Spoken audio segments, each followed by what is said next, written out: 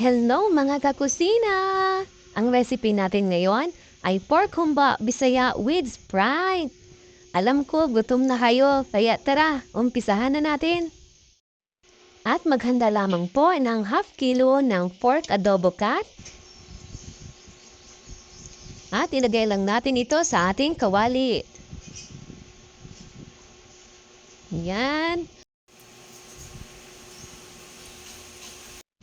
At hayaan lang natin na lumabas ang tubig niya at mag-dry. At ayan po, lumabas na ang tubig. At nag-dry na din po siya. At ilagay na natin ang ating vinegar. Pantanggal ng lansa sa ating pork.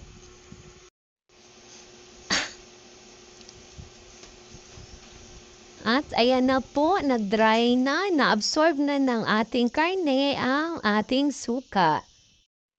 At hintayin na lang natin na lumabas lahat ng mantika sa ating karne. At ayan na po, lumabas na ang mantika, pwede natin hanguin at iset aside lang muna natin ito. At dito pa rin sa ating kawali, binawasan ko lang ng mantika at ilagay na natin ang onion at garlic. Pinagsabay ko na. At kapag lumabas na ang aroma, ilagay na ang pork na sinet aside natin kanina.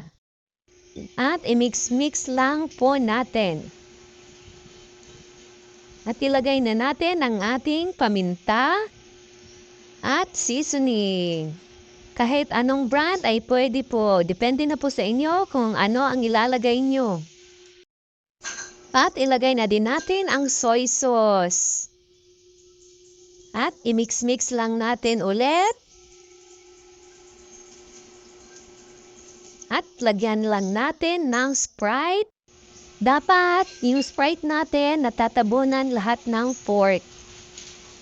Ayan po. At hayaan lang natin ito ng 30 to 40 minutes para lumambot ng husto ang ating karne. At ayan na po, malambot na ang ating karne at pwede na natin lagay ang ating banana blossom.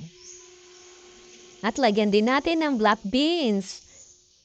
Para mas lalong sumarap, lagyan lang natin ng pork and beans. At wag nating kalimutan ang dahon ng laurel. Kung salted black beans po ang gagamitin nyo, wag niyong kalimutan na hugasan po para hindi po aalat ang inyong humba. At lagyan lang din natin ng sugar. Mag-adjust na lang po kayo ayon sa inyong panlasa. At i-mix-mix lang po natin itong mabuti. At hayaan lang natin ito ng 5 minutes in low heat. Kung nagustuhan nyo ang ating recipe, pakipollow na lang po ang page at pa-share ang video. Maraming salamat po. At ayan, ang sarap-sarap na tingnan ng ating humba. Ang bango. Ready to serve na ang ating humba. At ayan na po ang ating pork humba bisaya with Sprite. Ihanda na ang kanin dahil mapapalaban tayo dito.